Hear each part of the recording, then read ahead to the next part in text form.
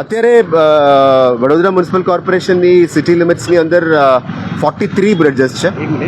43 બ્રિડ્જીસ અત્યારે છે. આ 43 બ્રિડ્જીસમાં 2 બ્રિડ્જીસ અત્યારે બંધ કરવામાં આવી છે. એક તો કમાટી બાગનું જે જૂની ગાયકવાડ વખતનું ઝૂ છે અને બીજું છે જાંબુઆ, આપણે બ્રિજ બંધ કરી દીધું છે.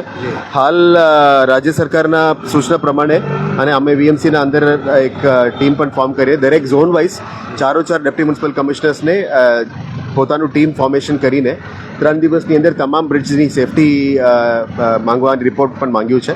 એની અંદર જે એમ્પેનલ્ડ 3 એજન્સીઝ છે એ એજન્સીઝ દ્વારા તો અગાઉ જૂન મહિનામાં કદાચ સર્વે કરીને રિપોર્ટ આપવામાં આવ્યું છે, પણ એનાથી અમે સંતુષ્ટ માને ના ચાલવું જોઈએ.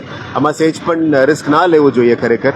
એટલે આવનારા 2-3 દિવસની અંદર 4 ઝોનલ ડીએમસીસ પ્લસ સેન્ટ્રલ ઝોન એટલે 5 ટીમ્સ ફોર્મ કરીને એની અંદર જે એન્જિનિયર્સ છે એમના દ્વારા બધું ચકાસણી કરવામાં આવશે અને જેની અંદર પણ કન્સલ્ટન્ટ રિમાર્ક્સ આપ્યું છે એની અંદર શું કાર્યવાહી ફ્યુચરમાં કરવાનું છે.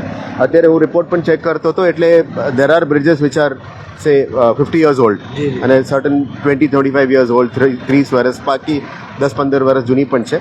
પણ એજનું ઇસ્યુ નથી, આનું સ્ટ્રેન્થ અને આની રિલાયબિલિટી અને ડ્યુરેબિલિટીની વાત છે.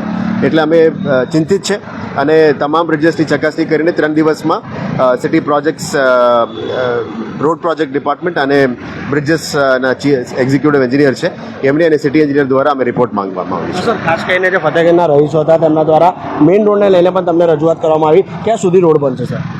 એ બેઝિકલી ફતેહગંજનું ડ્રેનેજ પ્રોજેક્ટનું કામ છે. 11 મહિનાનું કામગીરી કરવાનું તે લોકો 6 મહિનામાં જ પૂરું કરી દીધું છે, પણ એની સેટલમેન્ટ ટાઈમ આપવું પડશે. સેટલમેન્ટના ટાઈમ આપવા માટે રોડ ક્લોઝર જરૂરી છે, પણ આ રોડ ક્લોઝરની વચ્ચે પણ અમુક લોકો રોડ ક્લોઝરને ખોલીને પણ બાઇકવાળા બધું નીકળી જાય છે, એટલે વારંવાર ખાડા પડે છે.